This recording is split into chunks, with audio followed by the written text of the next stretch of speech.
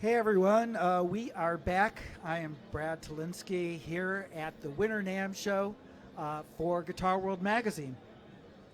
And as we all know, technology is playing a much larger part in guitar playing and recording, and we're not just guitar players anymore. We're people with computers and software and being able to take advantage of the instrument in all sorts of interesting and new sorts of ways.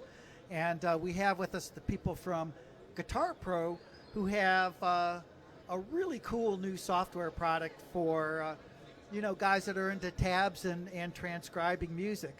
So I have Dave here with me for Guitar Pro. And Dave, tell us a little bit about what we're going to see here. Sure. Well, thanks for having me. So Guitar Pro has been around for years now. It's kind of the standard for tablature notation on the computer.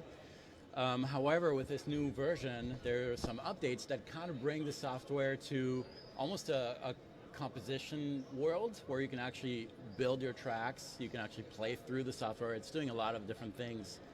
And I thought I would just basically build the track for you guys and show people how it works. Well, let's do it. I mean, okay. Show, don't tell, right? Yeah, exactly. Well, let's give this a try. We'll see. We've hopefully no technical issues. But what I have here is a blank template. Very simple blank template made of 3 different tracks. I have a drum track, a bass track, and a synth. We can add as much as we want. We can tweak things. But in a nutshell, and this is a tip for guitar players too, a little bit of theory in there maybe. What I always like to do when I'm building a track is start with the scale that I'm going to use. So for that, I'm going to go in the synth track that I have here. Hopefully people can see. I don't know what you guys are seeing, but hopefully it works. I'm going to change the view so that as a guitar player, I like to see my fretboard. So I got my fretboard here. Some notes have been generated. And what I will do here is select a scale that I want to work in. So let's say we want to build, well, we're in G dorian. That's great. Everybody loves G dorian. But I can change that to whatever. There's a lot of built-in scales, but we'll keep it to G dorian here. And that's what you're seeing on the fretboard, all the notes of G dorian. And I'm going to change my note value here to whole notes, and I'm just going to build chords. And that's a tip that I give everyone. Don't necessarily go with the names of the chords, just go with the sound. Use your ears a lot more, and that's what we're going to do here. So I'm going to put these on. I don't know if it's going to go through. Hopefully for the live people watching, it will. And I'm just going to build some chords. Now, any notes that I select, because I started with a scale, any note I select will be within that scale. I don't care about notes or anything. Okay, I like this sound. I'm going to go to the next bar, and I'll build another chord. Again, what is it? I have no clue. It doesn't matter. We're going to do 4 bars like this. Super simple. And then now if I don't like the sound of something, I'll just change it. I kind of like this. So we have 4 bars of strictly chords right now. So what I'll do is take this. I'm going to copy and paste. So I know my shortcuts, but you don't have to use shortcuts if you don't want to. Then I'll go on my bass track, and I'm going to paste this. So now we have 2 tracks playing the same exact thing. We have the synth and the bass. If I play this, well, it's kind of confusing. It's everything is meshed together. So I'm going to isolate the bass, go on my bass track, and I'm going to change my view to the keyboard view. And on the keyboard here, I can see the notes that make my different chords in orange.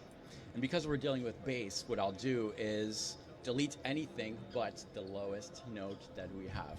So I can do that by simply clicking on these notes. And the magic will happen in just a second here. So in essence, what we're doing is we're simply starting with the chord that we played on the synth. And now I have a bass track that is following exactly the chords. Oh, that's cool. And because we're dealing with bass, I'm going to change the value of these 2 quarter notes. So I can do this on the left panel here. And I'm just going to repeat whatever I have. So before I do this, because we're with the bass, I'm going to transpose everything. I'm going to transpose everything here an octave lower. So I can do this here. All right, so now we have a bass track. Everything is lower. I'm going to make sure to use quarter notes. So as you can see here, we have the tab view, and the right here we're still a little bit too high. So I'm going to transpose this whole thing another octave lower to make sure that it's in bass range. All right, this looks more like a bass. I'm just going to use quarter notes. This is a 5. I want to make sure that I'm using quarter notes.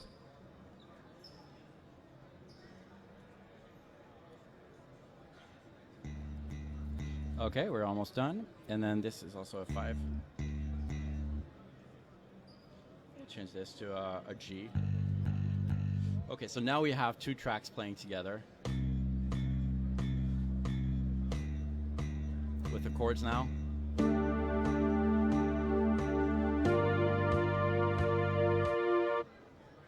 All right, the only thing that we need now is drums. Can you hear anything, or are you just like pretending that it sounds pretty awesome? I'm just grooving along. No, I can totally hear it. Oh, you can hear it through here. Okay. I didn't know if I was being selfish here. Okay, No, cool. Great. Of course, we can modify anything we want, right? I could change notes and all that. Drums, we're going to go very, very, very simple. We're almost running out of time. I'm going to go with 16th notes here. Now, drums, this is something kind of interesting because we're not used to tabbing drums. So for that, Guitar Pro came up with a pretty cool drum view that I'm going to click right here. And this shows you all the different drum elements that are built in. I'm on this one preset for drum kit, but there are a lot available.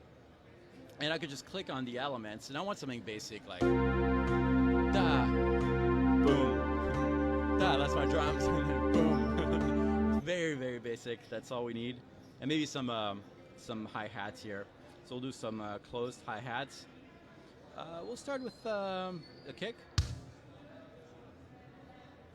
and then some hi-hats.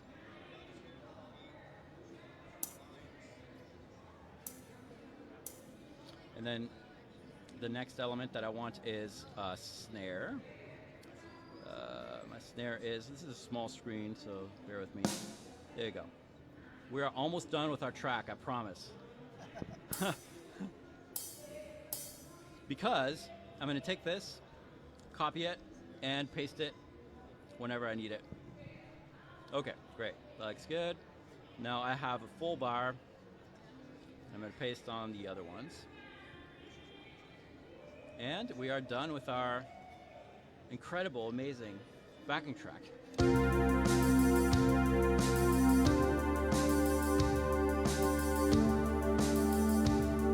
right, so why am I using headphones? I don't know. I can hear it here. We can adjust the sound. We can go deep in mixes and all that good stuff. You can do that at home. But one of the new features in Guitar Pro 7.5 right now is that you can actually use a guitar direct into your interface. So we're going to give that a try, and then we'll be done with the demo. So before I do this, I need to create a new track. I'm going to add a new track. Electric guitar, overdrive, or distortion. You pick whatever you want. We'll do an overdrive here. I'll click OK. Now this sound that I just entered, I can of course use some MIDI notes and stuff, but I'm not going to do that. I want to use my guitar to use the sound that is built into this.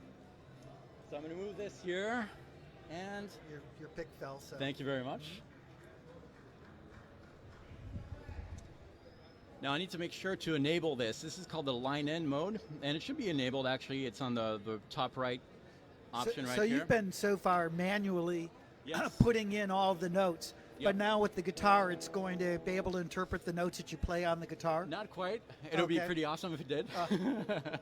That's getting into MIDI guitar world. Right. There's a few things that happen. But no, what we're doing here is using the technology built in. This is software that is processing the MIDI notes that we entered. So just the effects and the modeling part with our guitar. So this could be also an amp modeler, right? Right. So it's working. And I can just loop these parts. I can make things prettier. You can do whatever you want with this. But for now, I'm just going to jam with the G Dorian track that we worked on.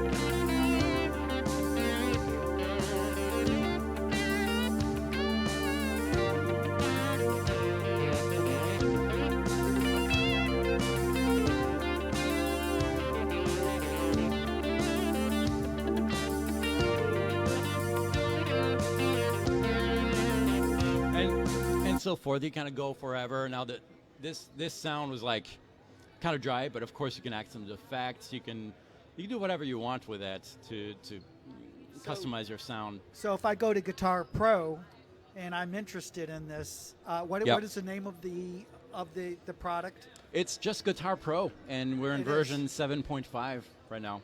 Right. So is this something that you would purchase and download a purchase, or is it an app, or it's how an app. Does this exist? It's a software app that is Right. available for Mac and PC. Yep. Thank you very much. I think we're good. And it's just a straight download. They have box versions too, right? CD versions available. But yeah, it's just very plug and play. Just need any interface should work. It's sort of cool because like as you say, you can use theory terms, but it's also just visual. So if you don't know necessarily what the notes are in G Dorian, it's just point and click. Exactly. And there's so many uses for educational purposes. You can, of course, I didn't even mention that there's so many Guitar Pro files available out there, like thousands of known songs. People have been actively working on transcribing these, and the cool thing with that is that you can loop sections, slow down sections, study the section, and it's a great educational tool. So, I mean, if you guys are curious about this demo, which was really super cool, thank you. Thank you. You definitely want to go online and check it out at guitar-pro.com. That's right. And, as with any technology, it's a little hard to sum it up in 5 minutes or 10 minutes. But as you guys can see, like, I love that chord progression, by the way. Thanks. It was very Genesis. Don't ask me what it was. It was very cool. And check it out for yourself, guitar-pro.com. Thank you very much, Dave, for joining us. And stay with us. There's more to come. We're here at the Winter NAMM in Anaheim, California. See you again soon. Thank you.